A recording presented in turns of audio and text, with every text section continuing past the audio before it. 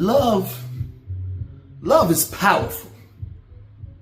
Okay? Love has the ability to change someone from the outside in if the person that's loving them is patient.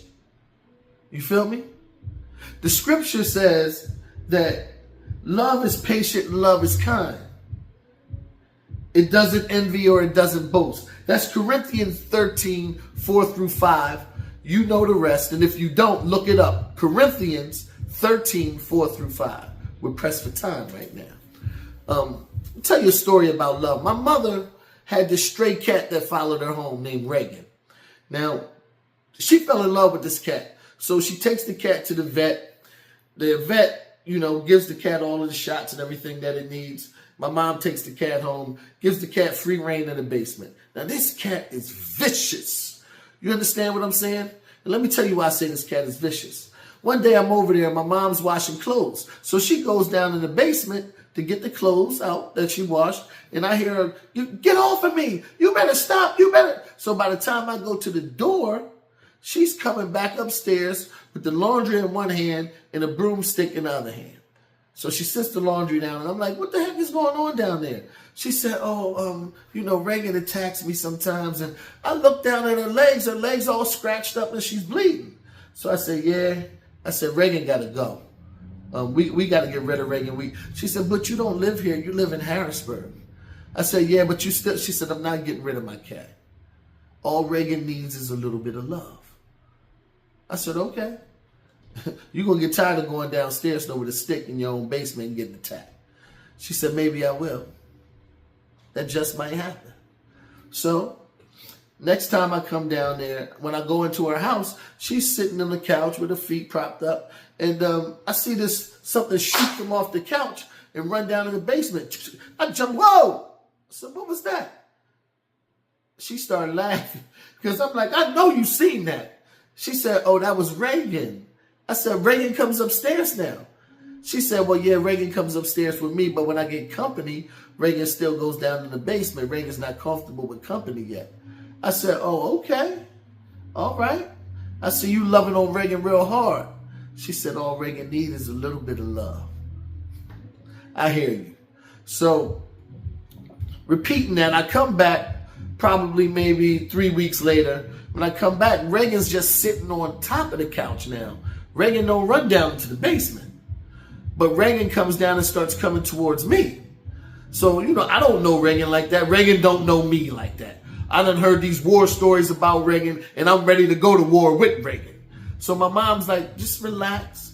He just want to feel you out." So, I stand there with my hands up, and I'm all stiff and everything, and Reagan starts going in and out of my legs, purring. I'm like, "What is going on here?" She said, "He just want to feel you out." I said, "Oh, so Reagan's comfortable with people?"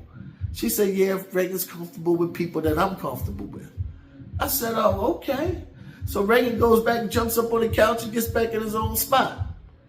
I said, "Man, I never thought I would see the day that you would go from fighting to get down into your own basement to Reagan, going in and out of my legs."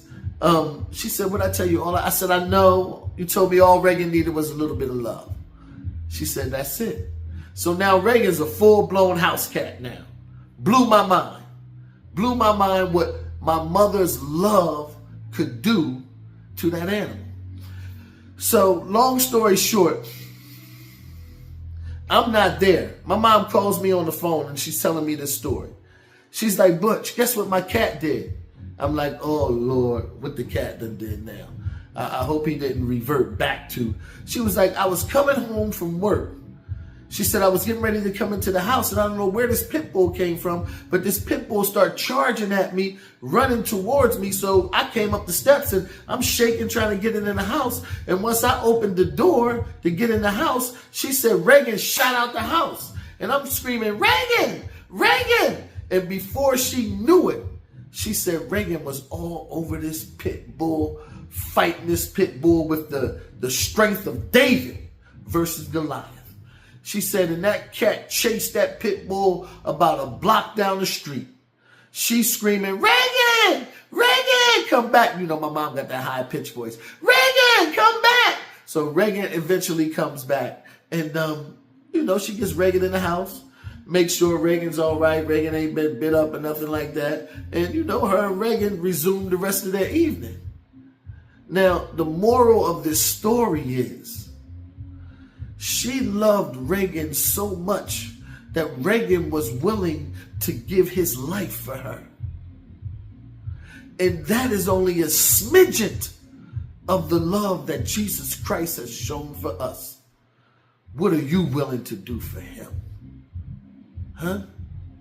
Another note, she was patient enough to allow love to make this cat change.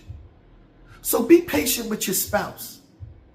Be patient with your kids. Be patient with your boss and your co-workers. Right? Pray for them. Love on them. Who says that they won't change too? Thank you for sharing your time with my time, making it our time.